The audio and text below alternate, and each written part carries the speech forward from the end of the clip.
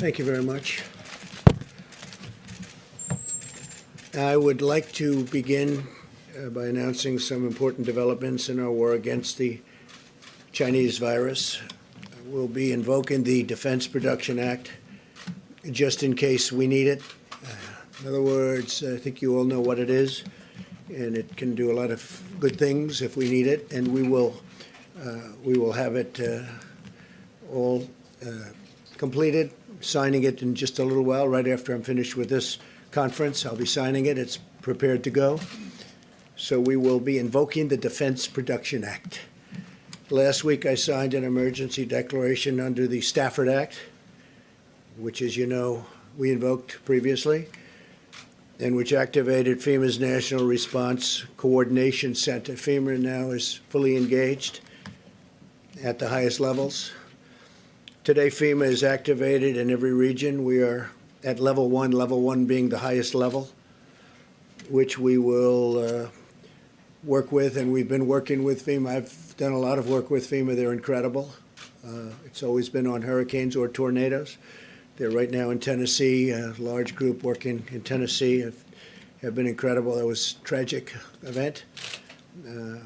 Alabama last year, also a tornado, and then obviously the numerous hurricanes in different locations that were, in some cases, very devastating, and in every case, FEMA came through. This is a very different kind of a work for FEMA, but they will come through, as they always do. We have tremendous people, tremendous talent in FEMA. We're sending, upon request, the 2 hospital ships. They're being prepared right now. They're massive ships. They're the big white ships with the Red Cross on the sides. One is called the Mercy and the other is called the Comfort. And they are in tip-top shape. They soon will be. They're getting ready to come up to New York. I spoke with Governor Cuomo about it. He's excited about it. And I also, we haven't made the final determination as to where it's going to go on the West Coast. The Comfort is located now in San Diego. And it's going to be, we'll be picking the destination fairly shortly. So those 2 ships are being prepared to go, and they can be launched over the next week or so, depending on need. Earlier this week, the first clinical trial of the vaccine candidate for the virus began in Washington State, as you probably know. The genetic sequence of the virus was first published in January. But thanks to the unprecedented partnership between the FDA, NIH, and the private sector, we've reached human trials for the vaccine just 8 weeks later. That's a record by many, many months. It used to take years to do this, and now we did it just in a very short while. That's the fastest development in history of what we're doing with regard to the vaccine. We're making very, very big progress. Today, I can announce further steps to expand testing capacity. We're working with several groups to determine if the self-swab, a much easier process than the current process that's not very nice to do, I can tell you, because I did it. But we have a current process that's a little bit difficult. If you have it done, the groups are working on determining if a self-swab by an individual is as effective as the other. The other is very effective, very accurate. But we're going to see if we can do a self-swab, which is would be a lot more popular, I can tell you that. So, and that would be administered also by a health official, but it would be a lot easier to do. The fact is that the health professionals would free up a lot. Let me just say, the self-swab is what it is. It's a self-swab. You do it yourself. The other has to be issued by a health professional, and it's something that is quite difficult. And we think it's working out for the self-swab. And if it would test positive, the people would go and they would do what they have to do. But we think that's probably working out. I've asked the FDA to cut through the red tape and reduce regulatory barriers. We are looking at some very exciting things, and I'm going to be holding a second news conference either today. We're going to talk about the FDA. Some things are happening that are quite exciting, and We're going to be doing that either later today or tomorrow, fairly early tomorrow. So we'll see what happens. But the FDA, my instructions is I've been working very, very hard on a number of developments, and we'll be discussing them with you later today or tomorrow. And this afternoon, I'll be meeting with nurses on the front lines of the battle against the virus. They're truly American heroes. They want to get it done. They're incredible people. So we're going to be meeting with nurses, and I actually look forward to that. They're very brave. They're taking a lot of risk, and they have done an incredible job, and they never complain. Today, I'm also announcing that the Department of Housing and Urban Development is providing immediate relief to renters and homeowners by suspending all foreclosures and evictions until the end of April. So we're working very closely with Dr. Ben Carson and everybody from HUD. Every generation of Americans has been called to make shared sacrifices for the good of the nation. In World War II, young people in their teenage years volunteered to fight. They wanted to fight so badly because they love our country. Workers refused to go home and slept on factory floors to keep assembly lines running. And, you know, the numbers of ships that they built during World War II to this day has nothing like that has ever been equaled. They were doing ships literally on a daily basis. Nobody's ever seen anything like it. And to this day, nobody's seen anything like that, what they were able to do during World War II. And now it's our time. We must sacrifice together because we are all in this together, and we'll come through together. It's the invisible enemy. That's always the toughest enemy, the invisible enemy. But we're going to defeat the invisible enemy. I think we're going to do it even faster than we thought. And it will be a complete victory. It'll be a total victory. So we'll have a second conference, again, having to do with the FDA and this. I think it's going to be potentially a very exciting news conference, and we will do it as quickly as we can, so whether it's today or tomorrow. And I'll, with that, ask Mike Pence to say a few words, and thank you very much. Thank you, Mr. President. The White House Coronavirus Task Force met this morning, and now that we have cases in all 50 states, we're continuing to move out on the President's call to bring the full resources of the federal government, a full partnership with every state and territory, the full power of the American economy to support businesses and families. As the President says to us and every day, we'll do whatever it takes. We're all in this together. Yesterday, the President met with the tourism industry executives and also had an engaging discussion with all the top companies in our industrial and medical supply chain. The President, as you all are aware, also announced today that by mutual consent, the northern border to Canada will be closed to non-essential travel. This does not include essential travel or the transit of goods, but it was through mutual discussion that took place this morning between the President and Prime Minister Trudeau, and the Department of Homeland Security will be effectuating that decision. The President spoke with some of the nation's top business leaders today, again, to speak about the supply chain in the country.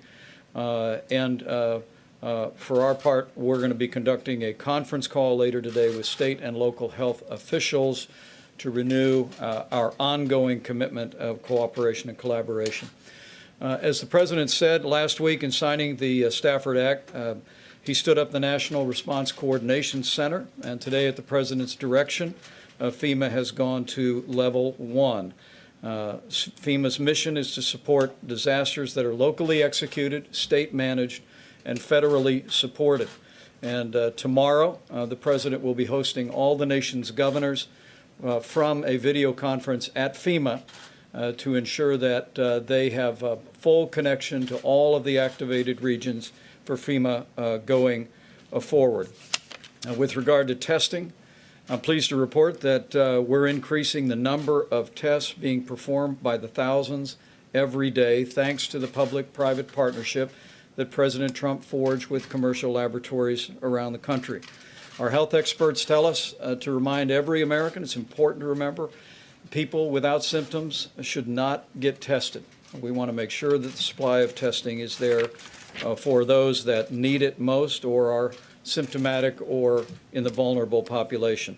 Dr. Deborah Birx in a moment will address the progress that we're making on testing, the infection rate, our recommendations to every America, as well as some important new findings about the impact on youth that we're gaining from data that's coming in from Europe that'll be important to every American. On the subject of supplies, the President has our task force extremely focused, as the President mentioned mentioned that he's invoking the Defense Production Act today. Secretary Esper in a few moments will describe the ongoing efforts that the Department of Defense is taking to make medical resources available. Secretary Robert Wilkie will announce decisions the VA has made to expand hospital capacity within their system. Also, with regard to medical personnel, at the President's direction, HHS is issuing a regulation today that will allow all doctors and medical professionals to practice across state lines to meet the needs of hospitals that may arise in adjoining areas. In addition to that, we are again today asking every American and our medical community leaders and hospitals to partner with us in delaying elective procedures across the country in our healthcare system to ensure that medical supplies and medical capacity go where they're needed most. Seema Verma will describe guidance that CMS will be issuing on that front. And finally, I want to remind every American of the President's 15-day guidance to slow the spread. We are grateful for members of the media and the general public that are adhering to these, sharing them with neighbors and friends. All of our experts continue to believe that if every American will do their part and embrace and put into practice these principles, that we can significantly limit the reach of the coronavirus in the weeks and months ahead. Thank you, Mr. President. Thank you very much. Dr. Birx, please. Thank you. Thank you, Mr. President, Mr. Vice President. So, we continue to look at data every single day. There are concerning reports coming out of France and Italy about some young people getting seriously ill and very seriously ill in the ICUs. We think part of this may be that people heeded the early data coming out of China and coming out of South Korea that the elderly or those with pre-existing medical conditions were at particular risk. It may have been that the millennial generation, our largest generation, our future generation that will carry us through for the next multiple decades, there may be disproportional number of infections among that group. And so even if it's a rare occurrence, it may be seen more frequently in that group and be evident now. So we're looking at that information very carefully. We have not seen any significant mortality in the children, but we are concerned about the early reports coming out of Italy and France. So again, I'm going to call on that generation that's part of that group that brought us innovation, particularly throughout all of their ability to look around corners and skip through games. I always went level by level. I didn't realize that you could go from level 3 to level 7. That's what they've taught us. They look for things that we don't see. We need them to be healthy. So again, not only calling on you to heed what's in the guidance, but to really ensure that each and every one of you are protecting each other. And so we cannot have these large gatherings that continue to occur throughout the country for people who are off work to then be socializing in large groups and spreading the virus. You have the potential then to spread it to someone who does have a condition that none of us knew about and cause them to have a disastrous outcome. Finally, on the testing piece and what we're learning, I know last week in bringing the private sector, I think what has been exciting to me over the last 2.5 weeks is to see this administration harness the full capacity of the private sector, understanding that a lot of our solutions that we need to confront this virus rely on the private sector. Bringing the private sector commercial labs was critical into this process. We are now beginning to see that they have spread out in a prioritized way because we asked them to prioritize the regions that were mostly affected. And so you still may have difficulty getting tests in areas that do not have significant cases. We've had them prioritize the regions where we need diagnosis and their diagnostic percent. Remember I told you South Korea was under 4%, so 96% of people were negative. The last report we've seen from the laboratories have about a 7+% positivity rate. Still 93+% or 92% are negative. But I think that's encouraging to me personally that we're prioritizing appropriately to those areas that have the greatest need. Today and yesterday, Thermo Fisher pushed out most of their laboratory testing capacity, and that will dramatically increase that platform and the ability to run additional tests in addition to Roche. So I appreciate everybody's attention to these numbers. I'm excited that we've prioritized where the need was the greatest.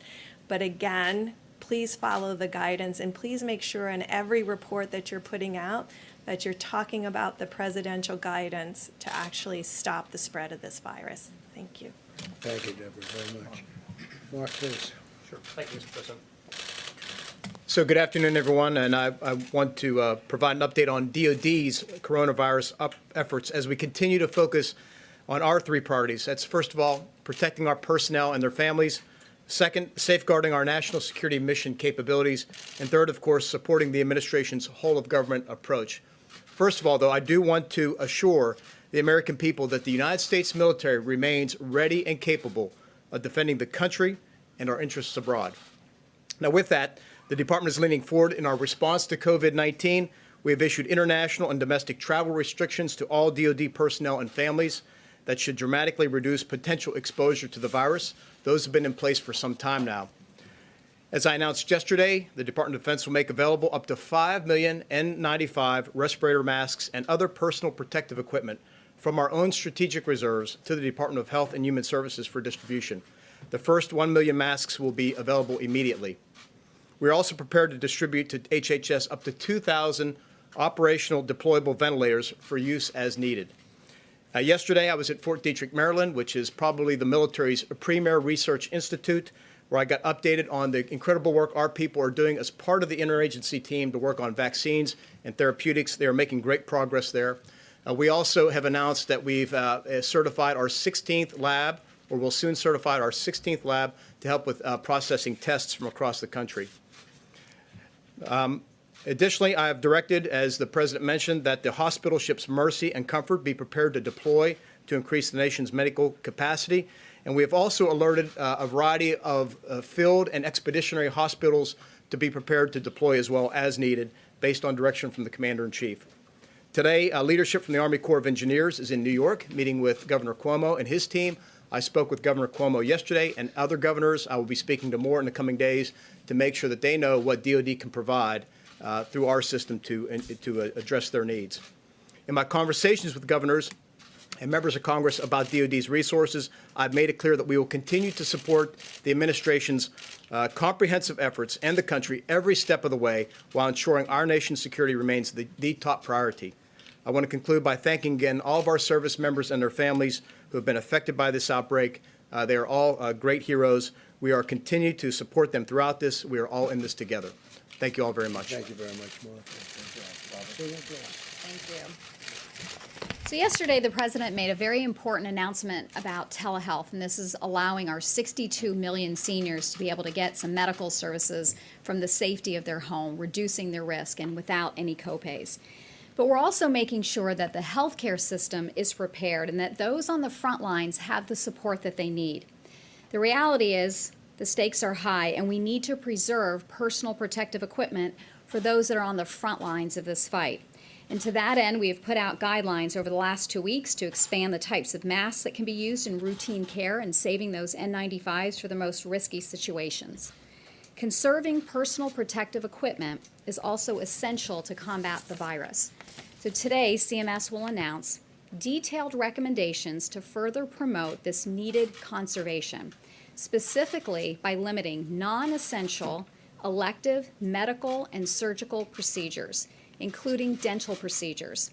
We believe that these recommendations will help surgeons, patients, and hospitals prioritize what is essential while leaving the ultimate decision in the hands of state and local health officials and those clinicians who have direct responsibility to their patients. And we urge providers and clinicians and patients to seriously consider these recommendations. They will not only preserve equipment, but it also allows doctors and nurses to help those that are on the front lines. And it'll protect patients from unnecessary exposure to the virus. We fully appreciate that this is going to have a major impact on the healthcare system, but the shared sacrifice is essential to help those that are on the front lines. And I want to thank the medical societies such as the American College of Surgeons and the American Dental Association that took a proactive approach and already posted these recommendations. And we've also talked to the American Medical Association, and they have fully indicated their support for this recommendation. We now invite the entire healthcare community to join us in this effort. Thank you. Thank you very much. Robert, please. Thank you, Mr. President. My instructions from the President were very clear. I was to do everything imaginable as aggressively as possible to protect the 9.5 million veterans who are part of the Department of Veterans Affairs. Last month, we established 19 emergency operations centers across the country. We began to limit the number of visitors who entered our facilities. We began, I think, we were the first system to begin triaging across the country in our 170 hospitals, the entrance of anyone into our facility without being questioned or tested. We expanded those restrictions to those in our 135 community living centers, which have about 7,800 veterans who are in acute conditions, to make sure that they were protected. We also took the next step and made sure that we limited the dental surgeries that we were provided. We've cut back by 1/3 the number of routine appointments we have had, and we have canceled elective surgeries. These were all part of the President's directive to be as aggressive in a public health sense as we could be. And I think we have set the pace for the entire country. I will say, we've often said that we work the most noble mission in the federal government. Our veterans have been in the toughest spots in the world. They have been put in conditions that are unimaginable to most Americans, and they have responded. They have responded clearly.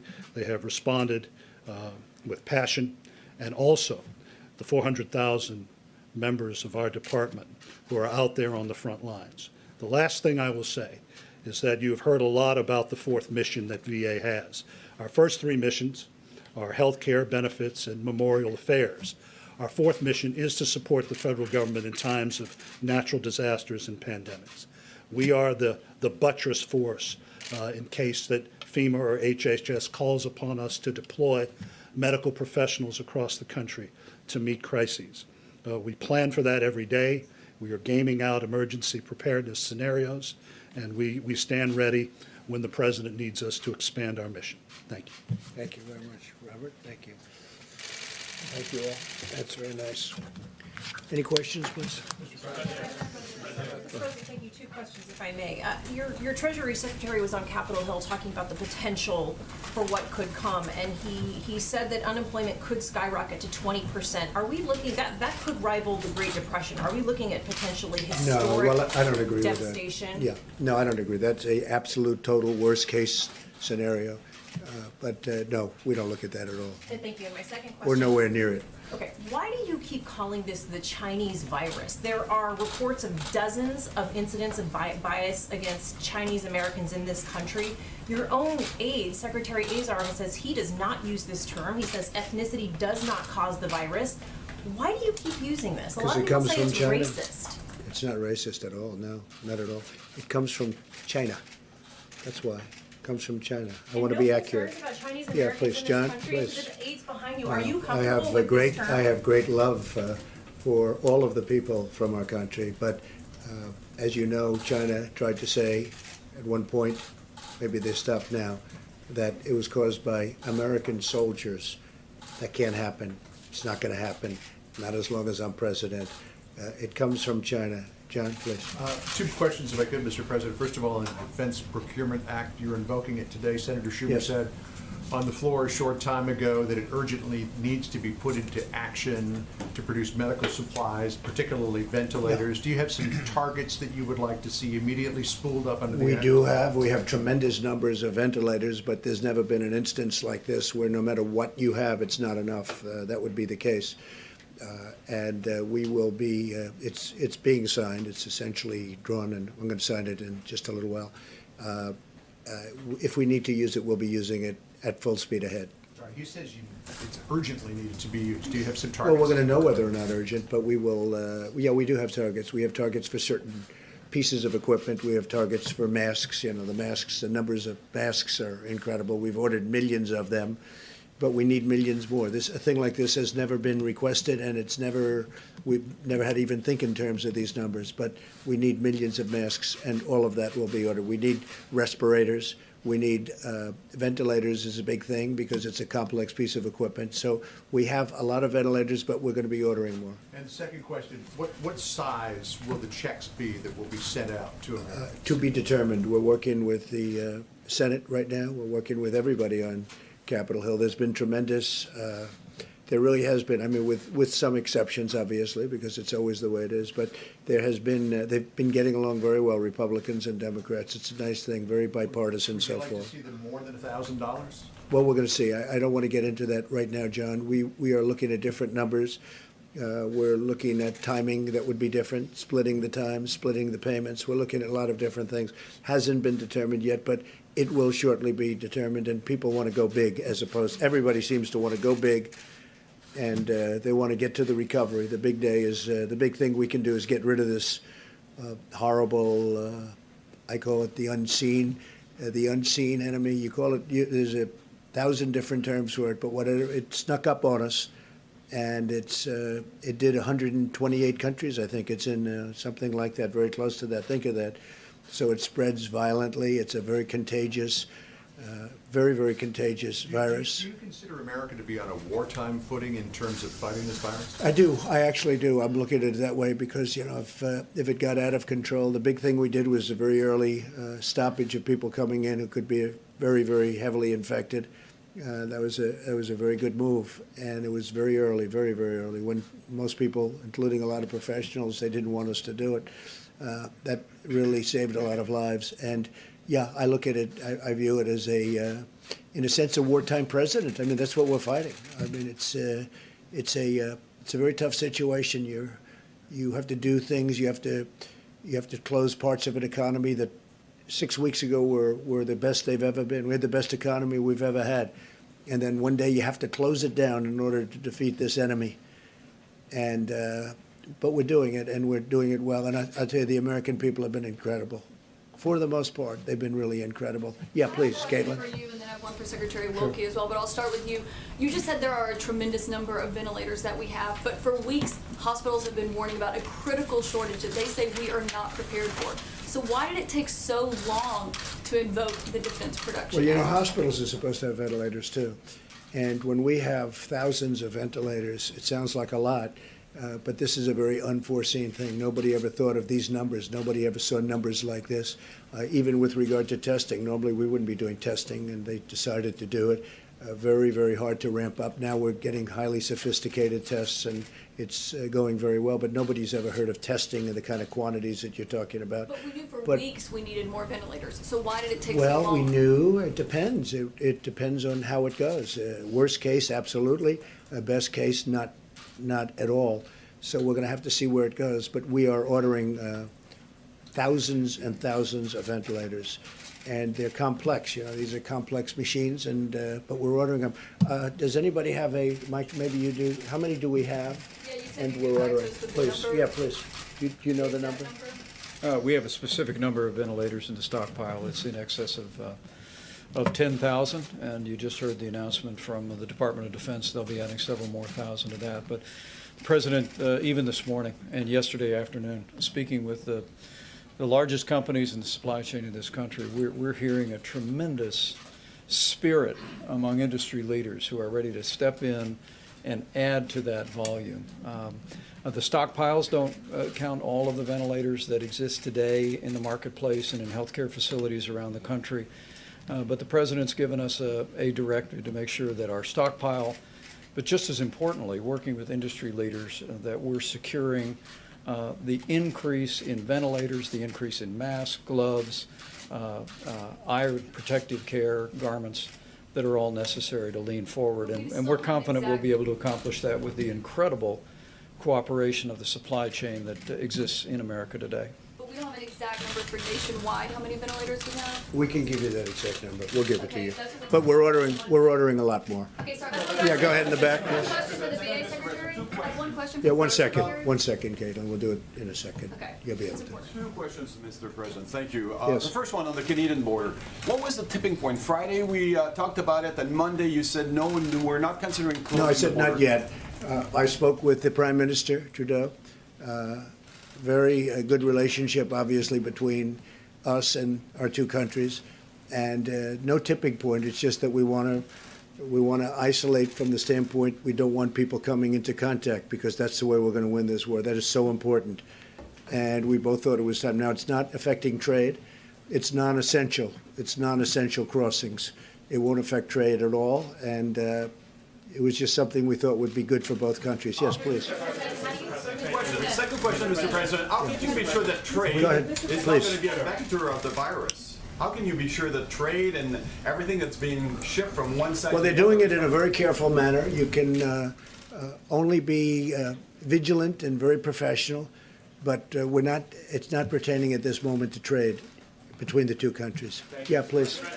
We are hearing that the $1 trillion economic stimulus package could look something like $50 billion for the airlines, $150 billion in loan guarantees for critical sectors of the economy, a $250 billion payment on April 6th directly to individuals, another $250 billion payment on May 18th, again, directly to individuals, and as well, $300 billion for small business loan guarantees.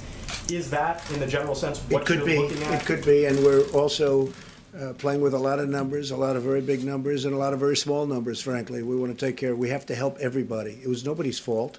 This happened. I mean, some people could say it was somebody's fault, actually.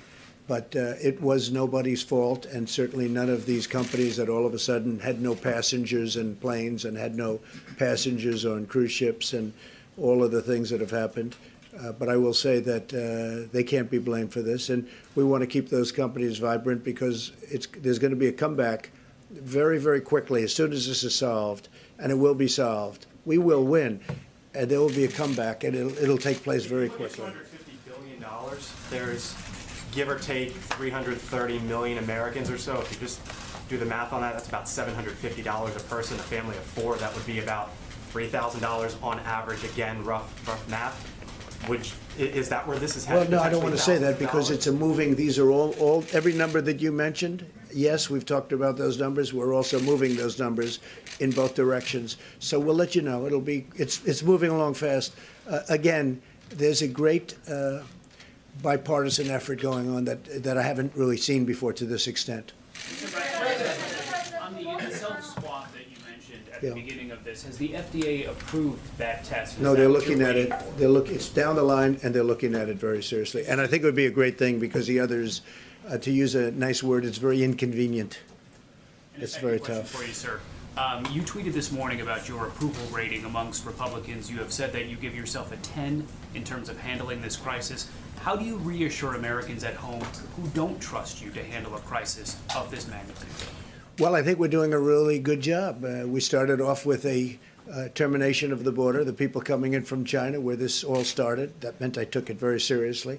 And when I use the word calm doesn't mean that I'm not taking it seriously. Calm means, and we should be calm, we should be extremely calm. But yeah, 95% within the Republican Party and over 50%. And I also have, we have very great approval numbers. I mean, people like the job that we're doing.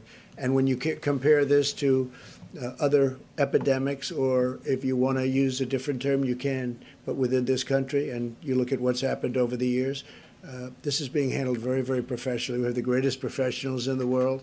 We're doing a good job. Nobody's ever been swamped like this. And nothing's been so contagious. The level of contagion has been incredible, actually. Nobody's seen anything quite like this. Yeah, Peter, go ahead. If I can ask about the tests, sir, for a second. If federal officials have shipped millions of tests, as you and your colleagues have said, why, as the federal government says, have only 59,000 tests been processed to this point? We just heard from the Atlanta public health director saying that they have fewer than 50 test kits for more than 900,000 citizens. Yeah, Where are well, the tests? I'll let Mike answer that. Deborah? So that's a very critical question, and thank you for asking it. So the test kits that we put out last week through the approval, the rapid movement of that meeting that President Trump called less than 2 weeks ago, that has resulted in bringing our private sector to the table, because the test and the platform that was out there could only run between 4 and 12 tests per platform per day. We've now moved into platforms that can run basically tens of thousands of tests per day. So the reason I'm grateful for your question, because it allows me to point out that, of course, then there was backlog. There were individuals who had been tested, who hadn't had their specimen run because of the slow throughput. It's now in a high-speed platform. So we will see the number of people diagnosed dramatically increase over the next 4 to 5 days.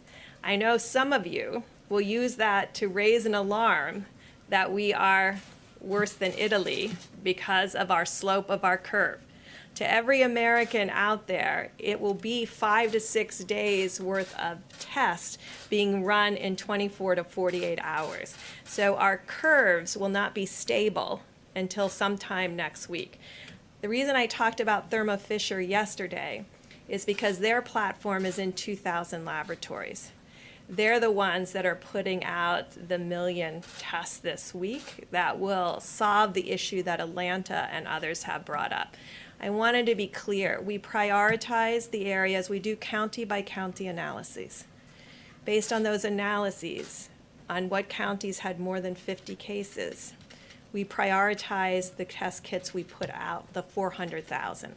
And that's why we're seeing a 7% plus positivity rate. We'll be able to expand that platform and reprioritize based on the accessibility of the other kits. Mr. President, perhaps I can follow up. How are non-symptomatic professional athletes getting tests while others are waiting in line and can't get them? Do the well-connected go to the front of the line? Well, you'd have to ask them that question. I mean, I've read. No, I wouldn't say so, but perhaps that's been the story of life. That does happen on occasion, and I've noticed where some people have been tested fairly quickly. Look, we inherited Would you encourage them to defer their tests to others? Excuse me.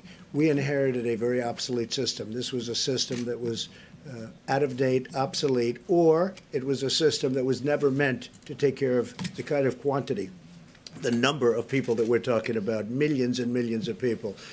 If you go back in years past, like even recently with the flu, nobody had tests before. They didn't test the entire nation to see whether or not they had flu. They got the flu, they got better. Hopefully they got better, that was it. Now all of a sudden they do this very complex testing. What we've done is we've broken it down, we've broken up the system, but it was obsolete, and or you could say it was also a system that just wasn't meant to handle the kind of volume that you're talking about. We've rebuilt it into a system that for the future will be a very good system if you want to go this route. But this was never done before, and I would imagine it will be done in the future, but we built it into a very good system by using private companies, the great private companies. And I have to say Roche has been doing a very good job. They're doing a lot of work, a very good job. But this was an obsolete system. This was not a system that was meant to do anything like this or even near this. John? Mr. President, a couple of things. A major trade coalition is calling on you to suspend tariffs with other countries as part of the response to the coronavirus. Who heads that group? Those countries do, probably. No, it's an American free trade. I know, I'm sure of free trade. Look, China's paying us billions and billions of dollars in tariffs, and there's no reason to do that. They haven't even spoken to me about that. China hasn't asked me to do that, but we're getting billions of dollars a year from tariffs from China, and I can't imagine Americans asking for that, but it could be that China will ask for a suspension or something. We'll see what happens. China's having a very rough time. They have their worst year in 76 years, as I understand it. They're having a very, very tough time, and then on top of it, this happened with the virus. But no, we're taking in billions of dollars a year in tariffs, and this was caused by something totally unrelated to tariffs. And on asylum seekers and people who cross the southern border illegally, are you planning to invoke 42 U.S.C. 265, which would allow you to prohibit entry of certain people The across answer is the border? yes. And when will that happen? Very soon, probably today. Yes. Question for you and then a question for Dr. Burke. Yeah. On the border, firstly, are there plans to fully shut the Mexican border? And what do you define as essential travel when it comes to the U.S.-Canadian border? Well, I think essential is medical. We have military working together. We have industry working together. And again, it's not affecting trade. So things like that. But just leisurely, let's go to a restaurant and have dinner, which a lot of people do. They come both ways. They go in both directions. That kind of thing we have ended on a temporary basis. Yeah, please go ahead. Not close it. No, we're not going to close it. But we are invoking a certain provision that will allow us great latitude as to what we do. May I ask Please. two Questions, if I could. Yeah, The go Wall ahead. Street You know what? Journal Go is- ahead. Sure. The Wall Street Journal. Doctor. So I just wanted to clarify something, because just a week ago, you all were standing here telling us that unless you had sustained contact with somebody who was symptomatic for COVID-19, you really didn't need to worry. You told the president, the vice president, that if they shook hands with somebody who had this, if they took a photograph with somebody who had this, they didn't really need to worry. And yet, several days later, we're in a situation where people are being told, don't leave your houses. There are curfews saying you cannot walk alone at night after a certain time. Can you walk us through what seemed like a very dramatic swing, a very dramatic disconnect from what we were hearing before to what we're hearing now? So two things. We look at data all the time, and I know you're looking at the China and South Korea data. And when you look at China and South Korea data and you look what China and South Korea did, you can see that their curves are not only blunted outside of Wuhan, so the Chinese areas outside of Wuhan, blunted curve, and South Korea, blunted curve. If you look at their curve today, they're already on the far end of their epidemic curve. Of course, none of those countries are fully back to work, and so that's what we worry about too. Secondly, there was a series of scientific articles published, and I know you've seen them too, about surface contamination. I think none of us really understood the level of surface piece. So we're still working out how much is it by human-human transmission and how much is it by surface. And this is why those fundamental guidelines were put out that says don't expose yourself to surfaces outside the home. Basically what those guidelines are is don't expose yourself to excess number of persons who could be asymptomatic and infected, and then the person-to-person contact. And don't expose yourself to surfaces that could have had the virus on it, for which on hard surfaces, I know we had the cardboard issue about shipping, hard surfaces, not shown in fabric as much or in cardboard, but hard surface transmission. These are issues that we haven't had to deal with before with the level of respiratory infections, and that's why we have this concern, and that's why the President put out the guidelines. And so it's to cover both of those pieces. That's all new science, all new models. I think many of you have the Imperial study available and looked at the impact of those. That's the first time those have been modeled as a comprehensive approach to mitigating an epidemic. And Dr. Burks, yesterday. What about money? Go ahead. Mr. President, the Wall Street Journal is reporting that the administration has looked at an executive order that would expand the use of investigational drugs against the virus, but that FDA scientists are warning that this could put patients at risk. I haven't Is this seen something the you're article. looking at? No, I haven't seen the article. We are making a lot of progress therapeutically, I will say that, but I have not seen that article, no. Go ahead. Mr. President, we've shut down non-essential travel to Canada. Are you considering shutting down all travel to blunt the spread of the virus? And we've heard from industries like the airlines who are seeking relief.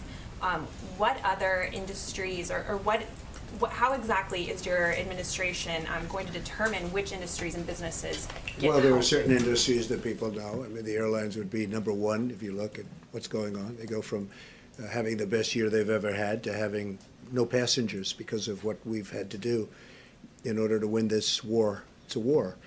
And so, basically, what many of the industries are. What we want to do is we want to make sure they all stay together so that after the war is won, we can immediately go right back up to where we were and even beyond. I think we're going to go beyond where we were. And a lot of people are saying that, by the way. We're poised to do that. But we have to win the war first. Yeah, please, go ahead. President, thank To follow up on that, Treasury proposed $150 billion today for those industries, but their proposal doesn't detail which industries would get that money and how much. So aside from the airlines, which you just mentioned, what about the cruise industry, the hotels? How much of that money do you see them each We're getting? talking about all of it. Haven't detailed it yet. We have detailed it to senators and to members of the House. We have been talking about it, and we're coming up with numbers. Haven't gotten there yet, but certainly hotel industry, the cruise ship industry, the airlines, those are all prime candidates, absolutely. On the northern border, sir, when you say Which temporary, border? the northern border, Yeah. when you say temporary, which is what you said in your tweet, does that mean 30 days? I would say 30 days, and hopefully at the end of 30 days, we'll be in great shape. Jeff, please. Mr. President, I was struck by what Dr. Burke said about millennials and others perhaps not taking some of these warnings as seriously as you would like. Some of those people also seem to be your supporters and conservatives who may be quoting some of what you said at the beginning of this, comparing it to the flu. What is your message to them to really follow what you've been saying so far? And are you concerned that they're still listening maybe to some of your earlier comments rather than your more recent ones?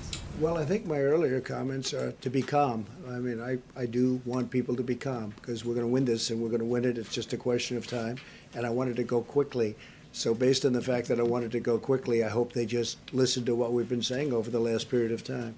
We don't want them gathering, and I see they do gather, including on beaches and including in restaurants, young people. They don't realize that they're feeling invincible. I don't know if you felt invincible when you were very young, but they were feeling totally invincible or are feeling that way, but they don't realize that they can be carrying lots of bad things home to grandmother and grandfather and even their parents. So we want them to heed the advice. We mean the advice, and I think it's getting through. I do believe it's getting through, Jim. If they're watching, Please. what do you say to them if they're watching? Sorry. If they're what? I think there are a lot of them watching, a lot of these people at home, these young people. Well, I think I just said it. I was going to say, what do you Heed say the to them? advice. Heed the advice. I just said, yeah. Thank you. Thank you, Peter. Mr. President, how long do you think Thank this you, is going to Mr. wrap? President. Mr. President, how long do you think this is going to We'll wrap? get you next, okay? Say it. Thank you, Mr. President. In talking about China, you've been very clear about who you think is to blame or where the origins of blame for this virus is. Not Senator- think. No. I don't think. I know where it came from. I don't know if you'd say China's to blame. Certainly we didn't get an early run on it. It would have been helpful if we knew about it earlier. But it comes from China. And it's not a question about that. Nobody's questioning that. Senator Cotton is saying that they should be punished, in so many words, for inflicting this on the American people. Do you feel that way about it? Well, I have a lot of respect for Tom Cotton, and I know exactly what he's been saying. And there are those people that say that. So we'll see what happens. Thank you. Go ahead. It's your turn. Go ahead. Please. He's been waiting a long time. Please. You've had your hand up so nicely for a long time. It's your time. Thank you, sir. We've seen the Chinese government kick out reporters from the Wall Street Journal, the New York Times, the Washington Post. What is your message to the Chinese when it comes to transparency at a moment where you still have reporters asking you questions here at the White House? Yeah, I'm not happy to see it. I don't, I have my own disputes with all three of those media groups. I think you know that very well. But I don't like seeing that at all. I'm not happy about that at all. Yes, please. You didn't correct the language, so I wonder if you agree with it. Do you believe that China is inflicting this upon our country? No, I don't believe they're inflicting. I think they could have given us a lot earlier notice. Absolutely. Please. Go ahead, please. Go ahead. Yeah, Mr. President, your credibility ratings are very low. There was a recent NPR poll. Who are you asking with that question? I'm asking... Because I see that they're very high. If you look, I'm 95% of the Republican Party. We just had a poll that was done by a very reputable group where I'm beating Sleepy Joe Biden by a lot in Florida, in the state of Florida, and in other states.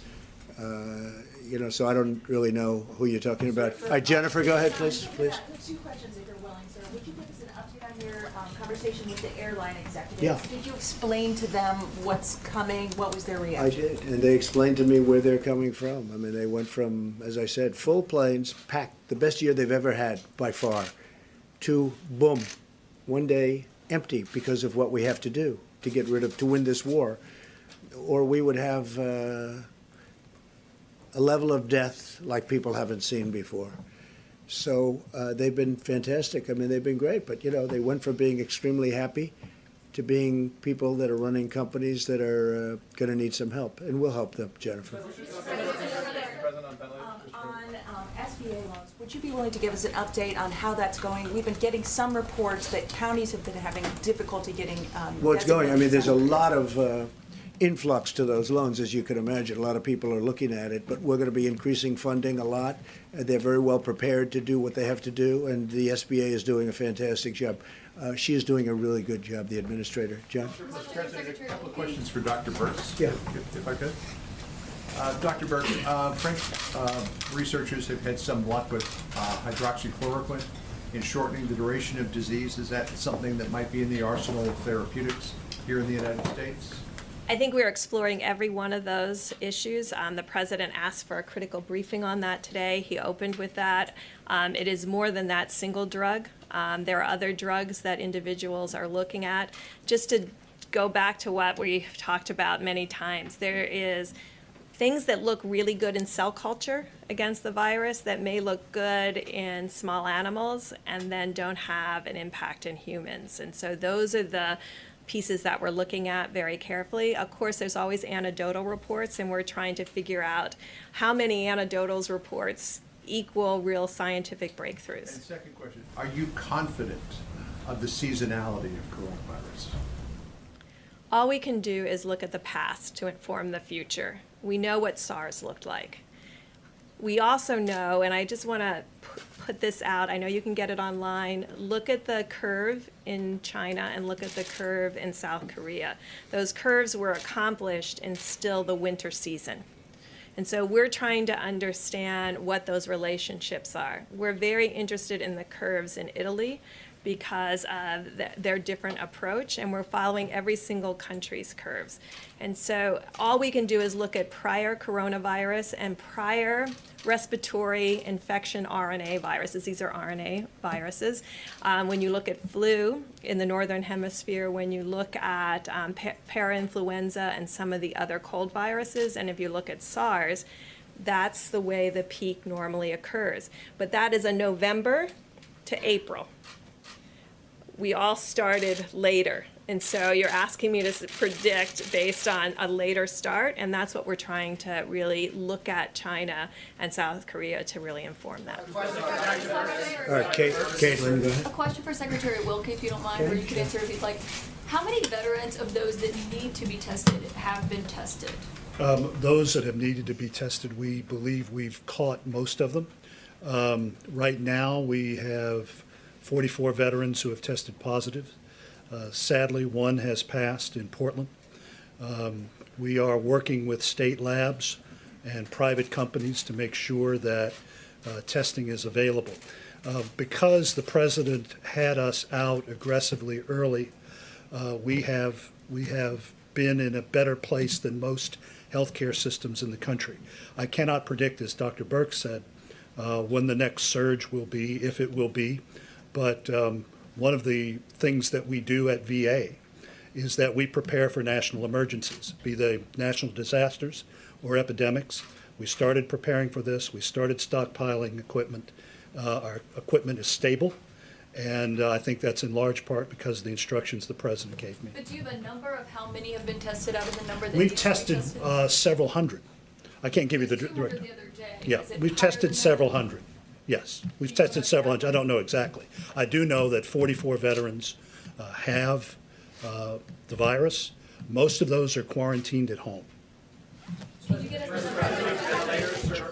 ahead in the back, please. Thank you, Mr. President. The question for Dr. Burks, quickly. I'm trying to understand what it's about the mortality rate. Yesterday, we underlined the fact that we had reached 100 deaths. And this morning, we wake up and we're at 110. Within 12 hours, we climbed by 10%. Is it something we have to expect from now on, a 10% increase every 12 hours? So very early on in each one of these cases, if you look at all of the countries to date, the mortality is higher at the beginning because you're diagnosing the sickest, the ones who came in quite ill. And I just want to remind the American public, that still the majority, the risk for serious illness in the majority of Americans are low. But that doesn't mean that you can't transmit it to one of those higher risk groups. And that's why we're asking for all Americans to take responsibility. You're seeing mortality or deaths today from infections that occurred 2 to 3 weeks ago in general.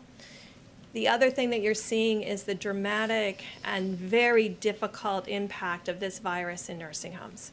And that's why very early on, the president and vice president had us come out and CMS put those very strict rules in place. And everybody thought we were being too strict and keeping loved ones away from their family in nursing homes. If we're going to solve this with a lower death rate, we have to protect the elderly because of their percent is much higher in mortality than any other age group. Okay. Go ahead, please. Mr. Go ahead. President, there's reporting that the federal government has a plan that shows that this coronavirus outbreak might last as long as 18 months. Are you seeing those numbers? Could it No, just we're not actually seeing last? that at all. And then my second question is, there are at least one White House official who used the term Kung flu, referring to the fact that this virus started in China. Is that acceptable? Is it wrong? Are you worried that having this virus be talked about as a Chinese virus, that might I wonder who said might that. focus, You know who said that? I'm not sure the person's name, but would you condemn the fact Say that the term Kung flu, again. a person at the White House used the Just term the term. Kung flu. My question is, do Kung you think flu. that's wrong, Kung flu?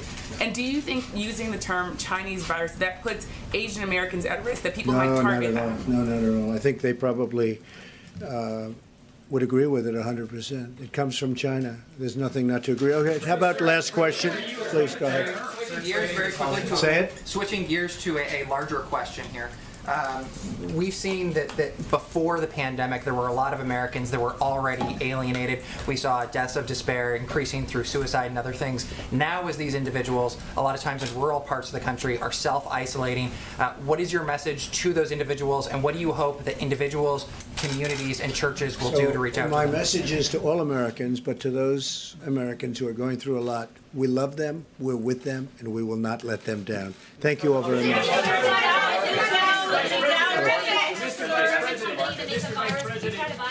Mr. Vice President, do you agree with the term Chinese virus?